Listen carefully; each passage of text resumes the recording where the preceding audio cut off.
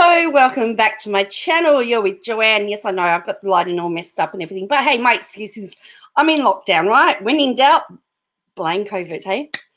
So we know that Sky News had a 7-day suspension. In fact, they were able to start doing videos again from yesterday. However, they have to go face the Senate committee. They have to face the music with the Senate. We know that Senate can be rather scathing. So Sky News, Sky News to face Senate inquiry after week-long YouTube suspension. Media Watchdog will also be asked to explain why it has taken no action against the broadcasting of misinformation. So not only is news having to face the Senate, ACMA, the regulator, has to face the Senate as well. So we know that there is a Senate inquiry at the moment into media regulation. We know that that was petitioned for because we know that there is a bias in the media, particularly in certain newspapers and on certain TV channels where there is an obvious political persuasion, and most of us, a lot of us, don't really read those papers or check out that media, and we have to. I will do it sometimes just to get a different perspective. But anyway, so it got a suspension for posting numerous videos which violated YouTube's COVID medical misinformation policy. So the hearing comes as former Prime Minister Kevin Rudd calls on the Australian media regulator to take a tougher line on the broadcasting of contentious Sky News material on subscription TV and free-to-air television in regional areas. So it was, it was struck. 12 videos allegedly were in question. They questioned the effect of the masks and lockdowns and promoting the use of hydrochlorine or ivermectin as treatments of COVID, and they've all been removed. Kevin Rudd tweeted, "What on earth? A company that controls 70% of print, top-rating red sites and 24-hour news channels says this 7-day YouTube suspension is the most extreme cancellation of free speech imaginable. Get real. Sky News spreads dangerous misinformation about COVID vaccines and quack cures." Now, don't forget, before everyone says, well, this is a bias, don't forget that former Prime Minister Malcolm Turnbull, who was on the opposite side of the political fence to Kevin Rudd, you've got two prime ministers from opposing sides, two former prime ministers from opposing sides. They've banded together to push for this Senate inquiry. So it says the Google-owned US platform took action under its COVID-19 medical misinformation policies to prevent spread of COVID-19 information that was real-world harm. But Sky News has not been sanctioned by the Australian Communications and Media Authority. So this is what ACMA needs to explain to the Senate next week. Specifically, we don't allow content that denies the existence of COVID-19 or that encourages people to use hydrochloroquine or ivermectin to treat or prevent the virus, YouTube said on the weekend. Green Senator Sarah Hanson-Young and former Prime Minister Rudd separately want ACMA to explain why it has not acted when YouTube has. Hanson-Young has recalled the Upper House Media Diversity Inquiry, in which she chairs, to questions executives from ACMA, Sky News Australia, and YouTube who will attend. So this is going to be really interesting. So she's the chairperson of the committee. She's recalled them to get answers. The senator has also invited chief health officers from every state and territory to appear next week. Professor Paul Kelly, Dr. Kerry Chant, Professor Brett Sutton, Dr. Jeanette Young and Professor Nicholas Barra have been invited to give guidance via live stream next Friday, the 13th of August. Rudd has written to the chair of ACMA to ask if the watchdog has sufficient powers to intervene. I'm writing to ask, will you act in response to Sky News health misinformation during this public health emergency, Rudd said in a letter seen by Guardian Australia. If you are unable to act, what deficiencies exists in your powers that should be remedied? Wow. I mean, our lockdown ends on Thursday. I'm sort of secretly hoping it goes Friday because I'd love to watch this. because they usually do broadcast the Senate inquiries. This would be a Senate inquiry. This will be a Senate inquiry to watch. Telling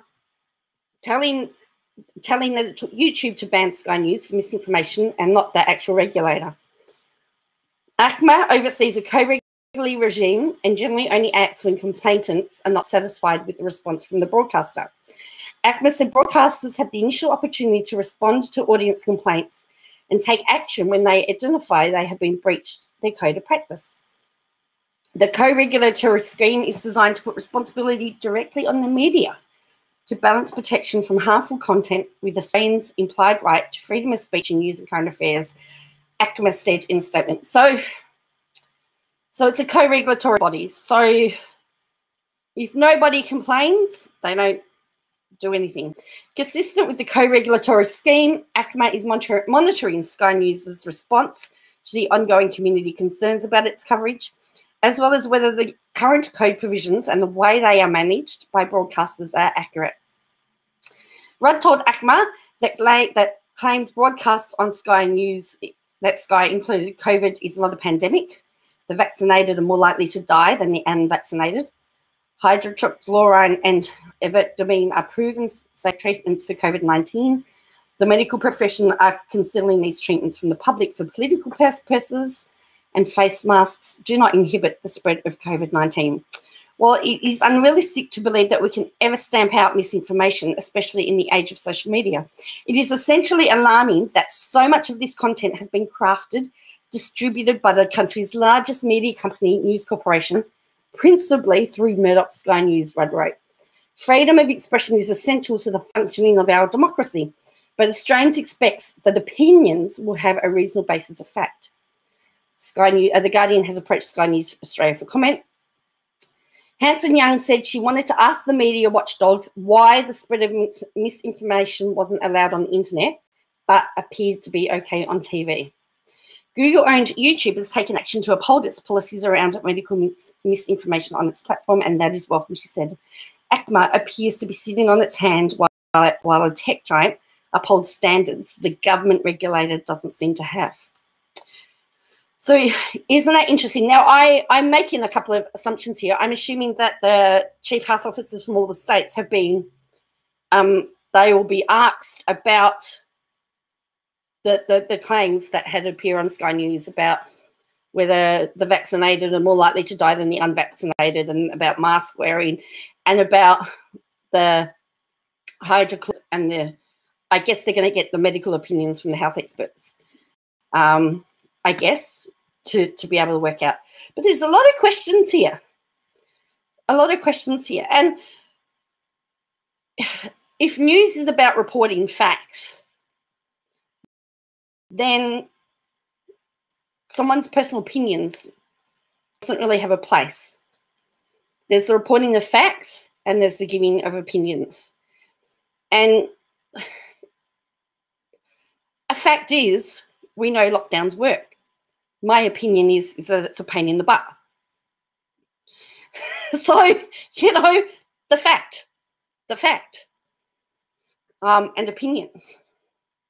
Do I like lockdowns? No, but we know lockdowns work. And all the evidence shows that they do work. If you go hard and fast, that's what facts have told us. Facts. So I'm very interested to see how this is going to play out. As I said, so this is due Friday the 13th of August. So I'm going to keep my eye on it. And, well, I don't know what I'm doing next week.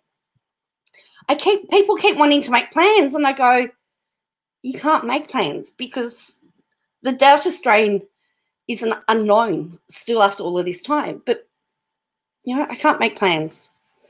But anyway, tell me what you think in the comment below. Should ACMA be called to answer questions? Should Sky News? What do you think about the fact the Senate media inquiry has been recalled? What do you think about the fact that the chief health officers have been asked to give evidence? What do you think the outcome should be? Should ACMA take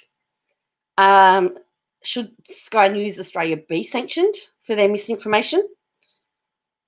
Just tell me what you think. Tell me what you think in the comments below, and I'll catch you again soon.